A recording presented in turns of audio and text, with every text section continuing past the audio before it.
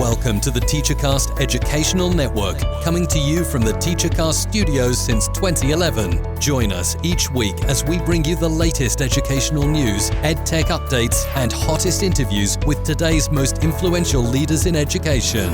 And now, for your host, Jeff Bradbury.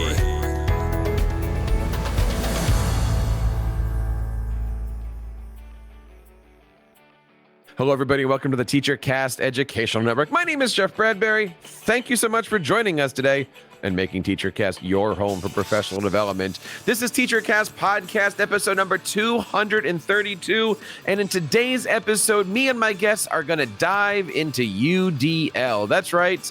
We're going to take UDL from all the different angles, and we're going to share with you some of the secrets about how you can bring this amazing framework into your school, into your classroom, and even as a coach. How can we support the bringing in of UDL and making it be successful? Hope everybody's having a great holiday season. This will be the last TeacherCast episode of 2022. My goodness, it's been a great year, but I am looking forward to some great things happening in 2023. Of course, the big thing over the summertime is the ISTE conference happening in my backyard of Philadelphia. Looking forward to that. Looking forward to doing some presentations.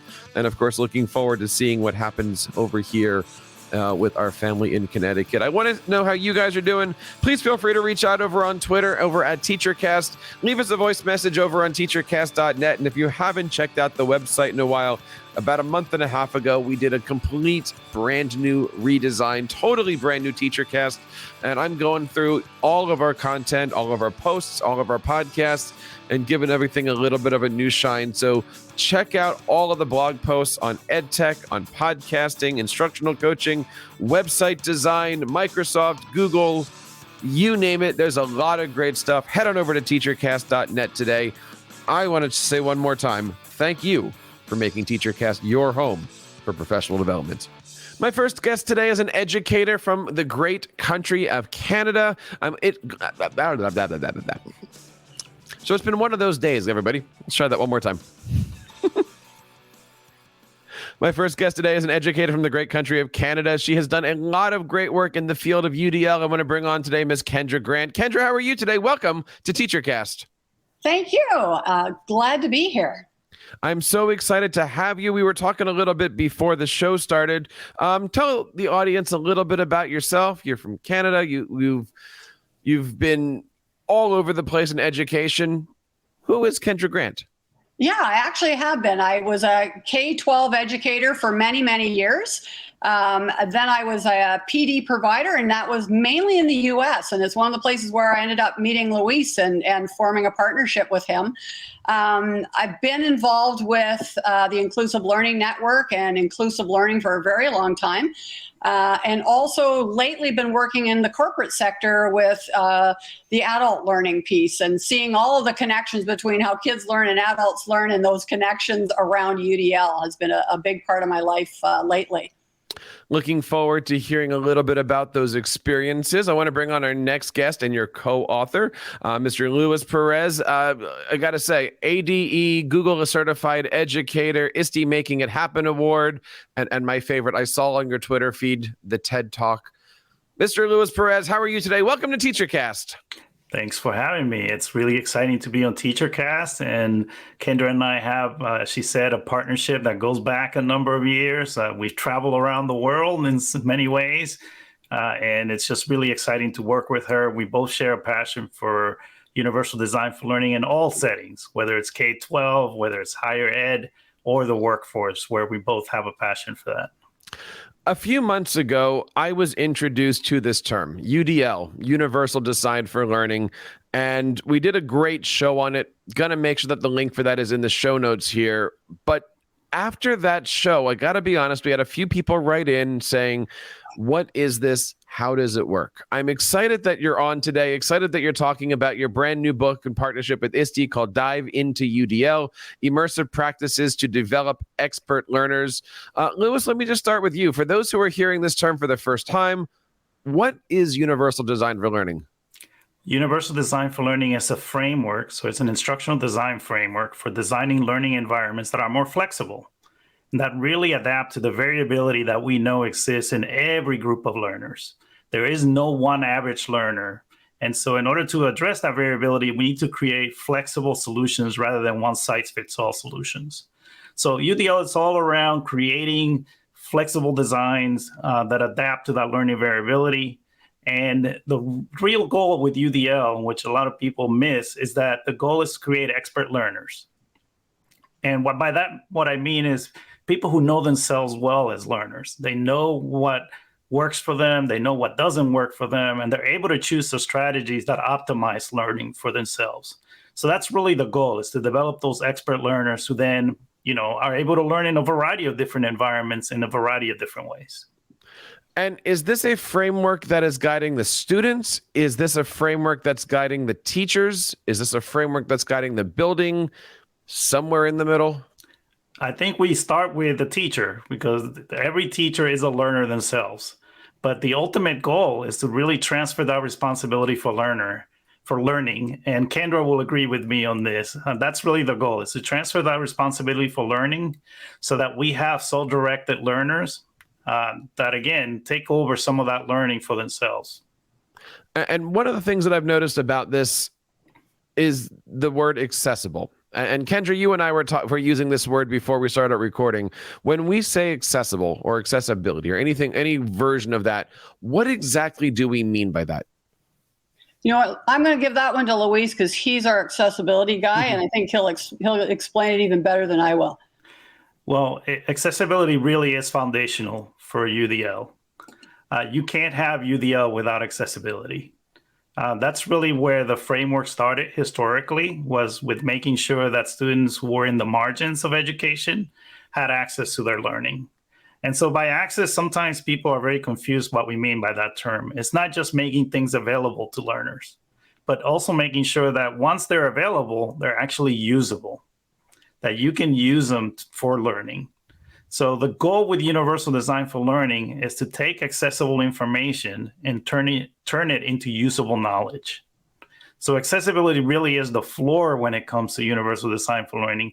But Universal Design for Learning goes beyond just making things accessible. And Kendra, you probably have something to add to that as well. Yeah, and I mean, we haven't really talked about the vertical nature of UDL, that why, what, and how. And there's a whole piece of that, but there's also these layers. And I think, Luis, you just talked about the top layer, that access layer. If learners can't get access to the information, everything else falls apart. The next layer after that is that build. And I call that kind of passing the baton, where you're helping learners build the skills they need to own their own learning. We can't just kind of throw them into the deep end of the pool and expect them all to swim. And we know that some of them will have different skills. And then the bottom layer is really that, what I call the hidden curriculum. And those are the things like your executive functions and your ability to self-regulate. All of those important skills that we sometimes forget about. We assume learners have those skills, and we know even as ourselves sometimes don't have every executive function working the way we want it to. So it's really about how do you build that into your design as well. So you make it accessible, help them build those skills for ownership, and then focus on that hidden curriculum so that learners can really become expert learners. We're starting to talk a little bit about UDL in my own school district. And one of the questions that came out of a recent discussion that we had is, how do you start this? Is this something that has to be top down? Is this something that as an instructional coach, we can bring into a classroom? If we are somebody that understands UDL, wants to bring UDL into our schools, can we just move in a direction without actually labeling it with a teacher? I mean, sometimes a coach has a theory or philosophy in their mind, don't always have to put a tag on it. How do you start this, and how do you build this as a philosophy? I think when you have the most success with UDL, it's really with first thinking about what you're already doing. That could be UDL, because a lot of UDL is good teaching. But I add to that, it's not just good teaching, it's good teaching for everybody and by design. And that's really core to UDL, is that you're being proactive in terms of designing those flexible options into the curriculum. So you're not leaving it to chance. You're actually planning, and Kendra and I really believe in learning experience design. So every teacher is a designer. Every teacher needs to be intentional about what they do, so that good teaching doesn't happen by chance. It's actually by design. I think one of the things in schools that sometimes happens is we get programs that are introduced to us, and there's step by step, and here's what we need to do. And with UDL, I think you need to understand the framework, but it really is personal. It's a personal journey for you. And we talk a lot about that in the book. The book doesn't actually start with UDL. It starts with your professional learning. What do you want to learn? And so I think it is important for teachers to understand that it is UDL and what this framework is, but also telling them what it isn't. It's not a checklist. It's not a set of instructions. It's really this personal journey for improving how learning happens in your class. And I think that's exciting because you can, as we say in our book, you can start anywhere. You can dip your toe in, right? You can wade in, you can take a shallow swim, or you can do a deep dive depending on your background, your experience, and what you want to do. And I think that's important because that means that it's open for all teachers. I mean, I know a lot of coaches get kind of cornered into the teacher I'm working with isn't very techie, and so I'm limited. But everything that I'm learning about UDL, this is something that you can bring in and build this framework around your entire teaching staff and support it with not just your, I'll call it your tech coaches, but really all of your curricular coaches, wouldn't you say? And I would definitely agree with that. And I would say that if you're designing a UDL environment, as we said, over time, you give some of that responsibility for learning to students. And if you're doing all the work, then I wouldn't say that that's UDL. If you're making all the decisions, then you're not really teaching how to be an expert learner. So in some ways, UDL, you have to give up some of the reins in some ways. You have to co-design the learning environment and the learning experiences with learners. And I think sometimes that's one of the most difficult things to do as a teacher, but it is going to make things better. And you're going to prepare students for the future if you give them the opportunity. You can't learn to make decisions if you're not given that opportunity to make decisions about learning.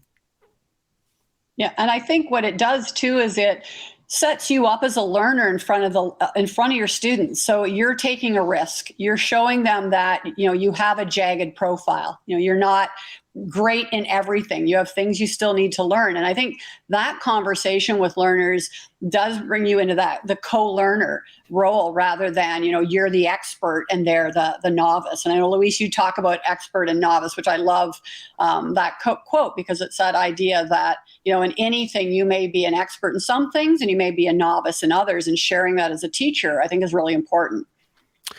Talking today to Kendra Grant and Luis Perez all about their brand new book called Dive Into UDL from ISTE Books. Talk to us a little bit about the book. How long did it take? And it is the second edition. So what did you learn from the first edition that made you say, let's do this again?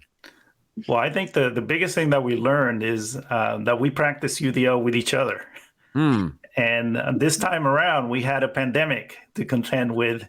And we learned how to use even more the digital tools that we mastered the first time, because Kendra and I being in different countries and seeing ourselves in person maybe once a year or twice a year, we've really learned how to work remotely. And I think we refined that process this time around and took a lot from our experience that we brought into the book as well. Yeah, I think in the first edition, our final 3 chapters, we were, you're never happy with everything, but it was really this opportunity also to kind of break that down in a different way. We wanted more examples because I really feel like examples help people when they see themselves in the text. And then the big thing for me with the pandemic was this, we're hearing a lot about mental health issues and all of these kind of the inequity that's around. And we were able to address some of that. Part of it was in the design of how you might design your online learning. But again, kind of the idea of how do you create a safe learning environment where learners can take risks. UDL can really help you do that. And I think that was a big piece of the book as well, where we changed it. There's also a companion to the book, which you can go over to diveintoudl.com. I've been flipping through this over the last couple days. First of all, great website. Love the design. Love how easy it is.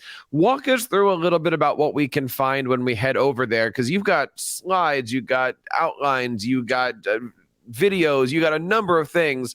What can we expect to learn from diveintoudl.com? Well, I would say, I think. Sorry, Luis, go ahead. I would say it's difficult to model UDL in a print book. Print is a fixed format, so it kind of is difficult to demonstrate the flexibility of UDL with a print format. And so we felt like the design of the book obviously gives some options for people that are learning from it. Like Kendra said, you can dip your toes, you can go for a shallow swim or take a deep dive. So that's an example of a design that's flexible and is based on UDL principles. But with a website, we can really shine when it comes to accessibility and when it comes to that flexibility. You can resize the tags. You can do all these other things with flexible digital content. But we also wanted to make sure that we model accessibility best practices so that we have descriptions for the images. We have videos that are closed captioned. So we really feel like the website is an integral component of the experience of Dive Into UDL. I think the other thing for me was just giving more examples for people. So you'll notice that on each page, you can kind of go down, and again, there's more examples. But one of the things I really like, and I think we've had thousands of people take our assessment. So we always want to say to people, it's not a test, but it's a way for you to kind of gauge where your understanding of UDL is. And you can take it and say, okay, you know what? I don't know a lot. I'm going to just put my toe in here. Or you might find out you actually know more than you realize. And it just gives you an idea of where you can start. And the other thing that we included there was the UDL planning guide, which again is just another way to look at UDL with lots of different ideas to help you plan and organize. And I know I'm the sort of person that once I see an idea, I can run with it, but sometimes I can't find the idea. So we just put that into a PDF for us, actually a set of slides in Google Slides for you to kind of go in and just find ideas. Hopefully it's not overwhelming, because for me, again, it's really about whatever you do to improve your classroom, whether it's a small thing or a big thing, it's moving forward and helping learners. And so we just want to always be positive about every new thing we do is beneficial to our learners. One of the things that I always try to keep my eye on with different initiatives, different frameworks, different parts of education is how can the role of the instructional coach be used to support this? Many of my listeners are also listening to my other show, Ask the Tech Coach. And, on that show, we're always digging into, okay, this is wonderful for education. How can we support it? So I'm going to ask each of you now, if your school district is moving into UDL, how can you support this as a curricular coach, instructional coach, technology coach? In what ways can your instructional coaching staff support teachers in the school to make sure that they're not only meeting the goals, meeting the framework, but also that the students are getting the benefit of all the hard work that's being put into this? Do you want to go first, Kendra? Yeah, I'm just trying to thinking. For me, it really would help frame conversations with teachers because, again, I think if you're going to be a coach, you might want to, I'm going to plug the book. It'd be great if you read the book because it will give you ideas that you can then, again, go in and you can say, well, this teacher is probably at the weighed-in level. I've got questions. If I go to the website, I've got reflective questions I can ask them. If you look at the book, we have all kinds of activities for people to do. We have videos where you can go watch them, and there's ones like, the one about the spot the gorilla, spot the basketball being thrown around, and do you see the gorilla in the room? Like all kinds of great resources for you to take. And even if you look at the introductory page of our website, we have the video alike. So again, just a great conversation starter. So absolutely, if you're supporting teachers, UDL is the way to go because it can frame whatever you're doing, whether you're a tech coach, whether you're in special education, whether you're curriculum design, it really fits with whatever your focus is. And I would say that will only make the practice stronger is if you have a team approach to implement the universal design for learning practices so that you can examine what each of you is doing. You can share ideas. And a big part of UDL is being reflective about practice and learning from practice. And so much of education is solitary in a way. We do what we do, but then, there's great power in that, but there's also some limitations. So sometimes it's important to, share your practice, have people observe you, share ideas. And I think that's only going to make the implementation that much stronger. One of the things that I know that is very valuable to you, both as educators and as authors, is your community. You've got a great community over on Twitter. You can use the hashtag Dive Into UDL, but you've also got a Dive Into UDL Facebook page. I'm curious, whether it be the first time you wrote the book or this time that you wrote the book, what has your community taught you about UDL? And you know what, just for that Facebook page, I started at this time, and now you've given me the impetus to get going on it. You know what, I think for me, they've just taught me how many innovative ways there are to implement UDL and all of the actual things that people are doing that are UDL, and just watch them grow, and I watch them support each other. And there's a lot of these aha moments. I remember, Luis, when we did our course, we did our SUC, our small supported social open online course, and just the amount of support that people gave, their real understanding and growth around how they needed to provide multiple means as they did something. And I think we just had this overwhelming sense of community. It really brought people together around this one idea. And that for me was really powerful. And Twitter is integral to the book. Throughout the book, we have prompts for people to reflect on what they've read and what they've learned, and then to go on Twitter and share some of those reflections. So that's, again, we're practicing UDL throughout the book. Even though we're starting with a print resource, it really is a connection of different things, social media, the website, and so on, that really make it work together. The book, of course, is called Dive Into UDL, available from ISTE Books. You can get it on the Amazon website. You can get it from ISTE. We also have a link right here in our show notes to make sure that you can check that out at any point in time. What is next for you, Kendra? What is next for you, Luis? As we start to head into 2023 and look ahead here, what are you looking forward to in the new calendar year? Well, for me, it's just continuing to promote accessibility. For me, it's a personal mission. It's a professional mission. I am a person with a disability myself. And so making the world more accessible and inclusive is a selfish pursuit for me. I want to be a world where I can thrive in terms of my career, in terms of my hobbies. So I will just continue to push accessibility wherever I can. I've got a couple of thoughts that I'm working on, and one is because ISTE is now connected or combined with ASCD, and whether the idea, Luis, I haven't talked to you about this, whether we create a book for administrators and district level and perhaps coaches, although I think our book can help anyone, but maybe something specific. And I'm also really interested in doing something for corporate learning. And, we talked earlier, Jeff, about the fact that for me, real diversity in a corporate setting is when we recognize that everyone learns in a different way, and we address that. And I don't think most corporate environments do that successfully. I think they're trying to, but the idea of owning your own learning in corporate learning, I think, is still elusive to most people. So I'd love to make a book. Anybody out there wants to write a book with me? I'd love to be able to write a book about that. You heard it here first, an ASCD or other book on UDL for leadership. Guys, I want to say thank you for coming on. We talked a little bit about this also. Would love to make this a habit and get you on and continue this topic, because this is something that is amazing. It's important. And, when you hear the word framework, it's not just something that you can pick up in a 20-minute podcast. This is something that needs to be explored and unpacked. And, Luis, I'd love to do a show just on accessibility and how do you unpack all of that terms and stuff. So please just come back on the show some point in 2023. Would love to have you guys on. Kendra, where can we learn more about the great things you're doing? Please feel free to plug your socials. Mine is Kendra F. Grant is my Twitter handle.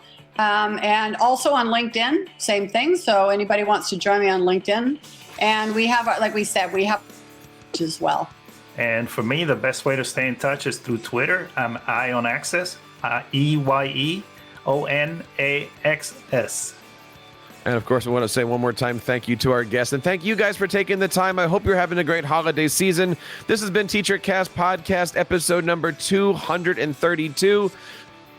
I thank you guys for making TeacherCast your home for professional development. And that wraps up this episode. On behalf of Lewis and Kendra and everybody here in the TeacherCast Educational Network, my name is Jeff Bradbury, reminding you guys to keep up the great work in your classrooms and continue sharing your passions with your students. You've been listening to the TeacherCast Educational Network, hosted by Jeff Bradbury. Please reach out to the show with all of your questions on Twitter @TeacherCast or online at www.teachercast.net. Be sure to subscribe to our podcast so you don't miss any future episodes. And please take a moment to write a review in the app